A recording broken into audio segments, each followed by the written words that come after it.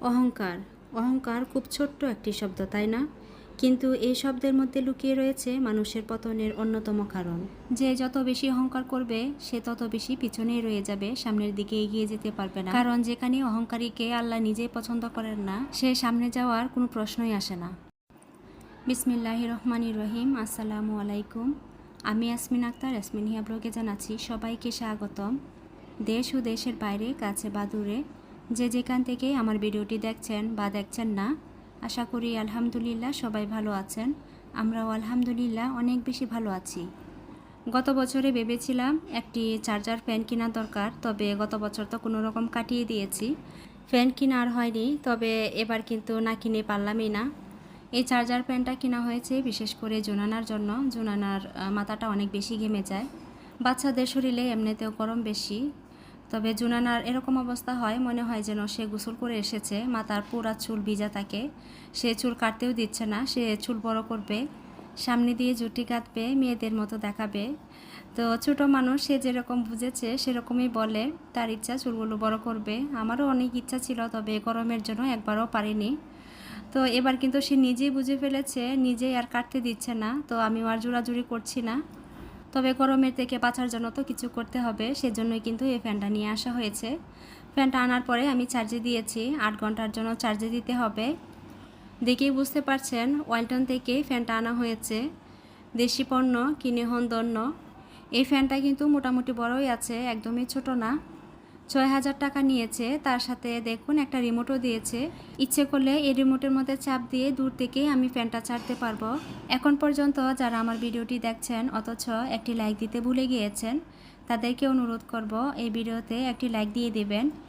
আপনাদের এক একটি লাইক পরবর্তী একটি ভিডিও বানাতে আমাকে অনেক বেশি উৎসাহিত করবে। এতক্ষণ যে ভিডিওটি দেখিয়েছি এটা কিন্তু রাতের একটা ভিডিও ছিল। রাতের বেলায় আপনাদের ভাইয়া ফ্যানটা পাঠিয়েছিল, পাঠিয়ে ফোন দিয়ে বলেছে যে চার্জে দিয়ে দিও, যদি না পারো তাহলে আমি দিব। তো এতটুকু কাজ আমি তার জন্য কেন রেখে দিব, এতটুকু কাজ তো আমি নিজেই পারি। যখন কাজটা করব তখনই ভাবলাম যে আপুদের সাথে একটু শেয়ার করে ফেলি, হয়তো অনেকেই ভাবছেন যে এরকম ফ্যান কিনতে চান। তো এটা দেখে যদি কারো মনে হয় কেনার, সে হয়তো কিনতে পারবে। যাই হোক, ফ্যানটা কিনা অনেক বেশি জরুরি ছিল, অবশেষে কিনা হয়ে গেল। কারণ যখন কারেন্ট থাকে না তখন কিন্তু ফ্যানের অনেক বেশি প্রয়োজন হয়। যেমন কালকে অনেকক্ষণ পর্যন্ত কারেন্ট ছিল না, দিনের বেলা 3টার দিকে কারেন্ট গিয়েছে, তারপর সন্ধ্যা পর্যন্ত 7টা 8টা পর্যন্ত কারেন্ট বারবার এসেছে, বারবার গিয়েছে, এসেছে 10 মিনিটের জন্য, গিয়েছে 2 ঘন্টার জন্য, এরকম অবস্থা। সে অবস্থায় যদি এই ফ্যানটা না থাকতো তাহলে কিন্তু আমার মেয়ের 12টা বেজে যেত, তখন আমার মেয়ে ঘুমাচ্ছিল। যাই হোক, এখন হচ্ছে সকালবেলা নাস্তাটা করে নিয়েছি। এখানে সেমাই রান্না করব। প্রথমেই ভাবলাম যে সেমাইটা রান্না করি, তারপরে দুপুরে রান্নাবান্নাগুলো করি, বিকালবেলা নাস্তাটা হয়ে যাবে। তাহলে বিকালবেলা রান্না করে কোনো কাজ করতে হবে না, কোনো নাস্তার আইটেম তৈরি করতে হবে না। মানুষ সবসময় যা চিন্তা করে, সবসময় যা পাবে, মাঝে মাঝে কিন্তু তা হয় না, তার উল্টোটাও হয়ে থাকে। এই যে আমি ভেবেছি সকালবেলা আমি সেমাইটা রান্না করে রাখি, তাহলে বিকালে এ দিয়ে নাস্তা হয়ে যাবে। বিকালবেলা কিন্তু এ দিয়ে নাস্তাটা হয়নি, বিকালবেলা আমাকে আরও কিছু নাস্তা বানাতে হয়েছে। যখন বয়স দিচ্ছি তখন কিন্তু আমার মেয়েটা আমার পাশেই আছে, বিভিন্ন জিনিস ধরছে, নাড়াচ্ছে, সেজন্য কিন্তু টুকটাক শব্দও শুনতে পাচ্ছেন। আশা করি সেগুলো আপনারা সুনজর দৃষ্টিতে দেখবেন। এখন এখানে সেমাই রান্না করার জন্য আমি একটি কড়াই বসিয়ে দিয়েছি। ওই দিন বাংলাদেশি ব্লগার মম মিমাপুকে দেখেছি সেমাই রান্না করতে, তখন ওই দেখে সেমাইটা রান্না করতে ইচ্ছে হচ্ছে। আসলে রান্না করার চেয়ে খেতে ইচ্ছা করছিল বেশি, সেজন্য কিন্তু আমি রান্না করছি, কারণ আমি না রান্না করলে তো আর খাওয়াও হবে না। এই সেমাইটা আমার চেয়ে আপনাদের ভাইয়া বেশি পছন্দ করে, সেজন্য আগ্রহটা বেশি হয়েছে। যাই হোক, সেমাইটি রান্না করার জন্য আমি প্রথমে একটি কড়াই বসিয়ে দিয়েছি, বসানোর পরে পরিমাণ মতো ঘি দিয়েছি। ঘি না থাকলে অনেকে এটি তেল দিয়েও করেন, তবে আমার কাছে যেহেতু ঘি আছে সেজন্য আমি দিলাম। সেমাইয়ের মধ্যে ঘি দিলে তার ফ্লেভারটা অনেক বেশি সুন্দর আসে, খেতে ভালো লাগে। ঘি দেওয়ার পরে কিছু খেজুর, বাদাম, কিশমিশ আমি হালকা করে ভেজে নিয়েছি। এই জিনিসগুলোর মধ্যে যখন বাদামি কালার চলে এসেছে তখন আমি উঠিয়ে নিয়েছি। এই ঘিয়ের মধ্যেই সেমাইটা আমি দিয়ে দিয়েছি, আর এই সেমাইটা একটু আগে আমি ভেঙে নিয়েছি, দেখতেই পেয়েছেন। তারপরে সেমাইটা আমি খুব সুন্দর করে ভেজে নিয়েছি, আমি কিন্তু পুড়িয়ে ফেলিনি। সেমাইটা যখন হালকা ভাজা হয়ে যাবে তখন এখানে আমি নারিকেল দিয়ে দিচ্ছি। ঈদের মধ্যে এই নারিকেলটা আনা হয়েছিল, আর এই নারিকেলটা আমি ডিপ ফ্রিজিং করেছিলাম, সেখান থেকে এনে দিয়েছি। পরিমাণ মতো নারিকেলটাও দিয়ে দিলাম। নারিকেল দিয়ে আবারও কিছুক্ষণ নাড়িয়ে ছাড়িয়ে নিব। তারপরে এখানে আমি চিনি অ্যাড করব।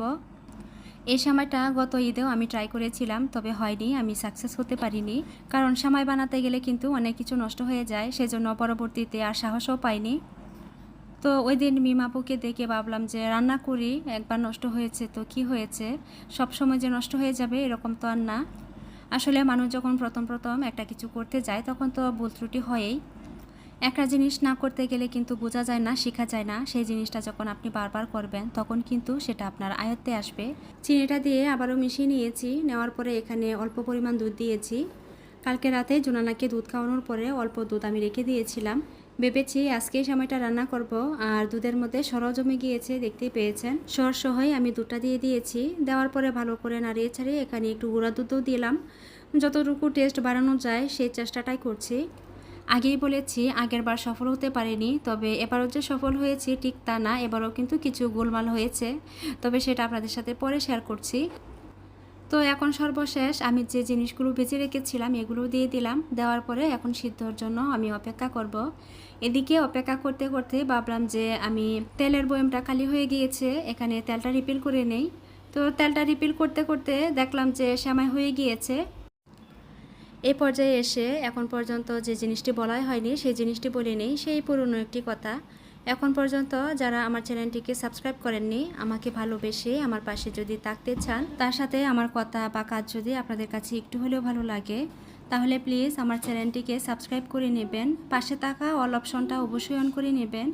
এতে করে পরবর্তীতে আমি যদি কোনো ভিডিও আপলোড করি তার নোটিফিকেশান আপনার কাছে পৌঁছে যাবে, আর আপনি চাইলে সময় সুযোগ মতো আমার ভিডিওগুলো দেখে নিতে পারবেন। আর এই কাজগুলো যারা অলরেডি করে ফেলেছেন তাদেরকে জানাচ্ছি অসংখ্য অসংখ্য ধন্যবাদ। সময়টা কিন্তু হয়ে গিয়েছে, তবে সাথে সাথে শেয়ার করতে পারিনি, একটু পরে করেছি। তার আগে তরকারিটা রান্না করে নিই। এখানে আমি আবারও কড়াই বসিয়ে দিয়েছি, সে আগের কড়াটায় যেখানে আমি সময়টা রান্না করেছিলাম। আসলে গরমের সময় আমরা সবাই চেষ্টা করি কাজগুলো যেন তাড়াতাড়ি হয়ে যায়, তো তাড়াহুড়ো করতে গেলে কিন্তু ভিডিও করতেও ভুলে যাই। তার চেয়ে বড় কথা হচ্ছে গরমের ভিতরে ভিডিও করতে ইচ্ছা করে না। যাই হোক, যেহেতু গরমের দিনে কিন্তু টক খেতে ভালো লাগে। আজকে আম দিয়ে বড় মাছ রান্না করব। গরমের ভিতরে ঝুল জাতীয় যে খাবারগুলো আছে সেগুলো খাওয়াই ভালো। সেজন্য এখানে আমি সেই আগের কড়াইটাই বসিয়ে দিয়েছি যেখানে সেমাই রান্না করেছিলাম। কড়াইটা বসিয়ে তেল দিয়েছি, তার মধ্যে পেঁয়াজ কুচি দিয়েছি, পেঁয়াজটা হালকা ভেজে পরিমাণ মতো পানি দিয়েছি। দিয়ে এখানে আমি রসুন পেস্ট দিয়েছি আর আদার পাউডার দিয়েছি। আদার পাউডারটা আমি আপনাদেরকে শেয়ার করেছি একটি কাচের বয়ামে। এই আদার পাউডারটা আমি নিজেই বানিয়েছিলাম। আদার পাউডারটা এখন 1.5 বছর হয়ে গিয়েছে, আলহামদুলিল্লাহ কিছুই হয়নি, এখনও ভালো আছে। আর এই 1.5 বছর পর্যন্ত কিন্তু আমি ফ্রিজে সংরক্ষণ করেছি, বাহিরে রাখিনি। বাহিরে থাকলে হয়তো এতদিনে নষ্টই হয়ে যেত। তো তারপরে এখানে আমি হলুদ গুঁড়া, মরিচ গুঁড়া, ধনিয়া গুঁড়া এগুলো দিয়ে ভালো করে কষিয়ে নিয়েছিলাম। দিয়ে এখন পানি দিয়ে দিলাম। দেওয়ার পরে আলু সিদ্ধ করে রেখেছিলাম, কিছুটা আলু দিয়ে দিয়েছি। আলুটা দেওয়ার পরে যখন বলক চলে এসেছে তখন আমি আমগুলো দিয়ে দিয়েছি, কারণ আমগুলো একদমই কচি, সিদ্ধ হতে তেমন একটি সময় লাগে না। এক চুলার মধ্যে বড় মাছ রান্না করছি, অন্য চুলাটাও কিন্তু খালি নেই।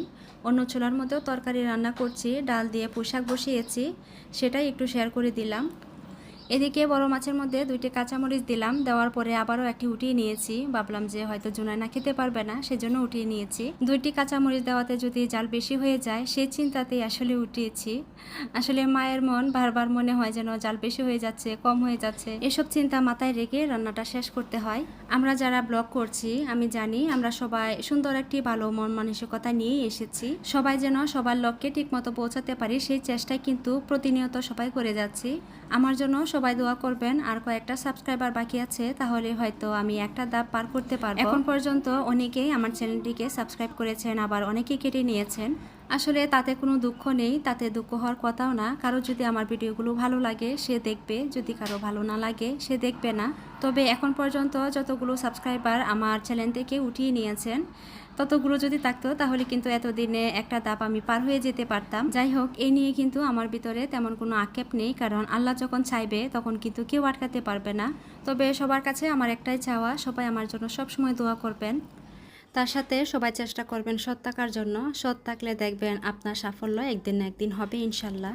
সংসার ধর্মে যেহেতু প্রবেশ করেছি, সংসারটা করার চেষ্টা করছি, আর সেই সংসারে বিভিন্ন ধরনের কাজকর্ম করতে হয়। তার ভিতরে কিছু আপনাদের সাথে শেয়ার করি।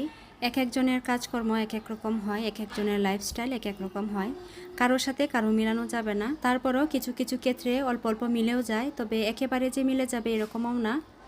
সকালে যে সেমাই রান্না করেছিলাম তখন তো শেয়ার করতে পারিনি, এই যে এখন শেয়ার করে দিলাম। সেমাইটা একটু দলা পেকে গিয়েছে, তবে কী কারণে দলা পেকে গিয়েছে আমি বলতে পারবো না। কেউ যদি এটার সলিউশন জানে তাহলে আমাকে জানিয়ে দিবেন। পরবর্তীতে যখন আমি সেমাইটা রান্না করব তাহলে সেটা সমাধান করার চেষ্টা করব। দুপুরের খাবারটাও টেবিলে দিয়ে দিয়েছিলাম।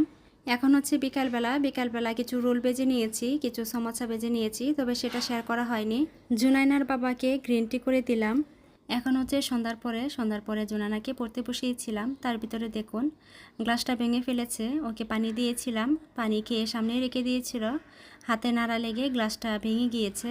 গ্লাসটা ভাঙার সাথে সাথে মনটাও ভেঙে গিয়েছে। তো এই মন ভাঙা নিয়েই আজকে আপনাদের কাছ থেকে বিদায় নিয়ে নিচ্ছি। পরবর্তী একটি ভিডিও দেখার আমন্ত্রণ জানিয়ে এখানে শেষ করছি। সবাই ভালো থাকবেন, সুস্থ থাকবেন, নিরাপদে থাকবেন, আমার জন্য দোয়া করবেন। আল্লাহ হাফেজ। আসসালামু আলাইকুম।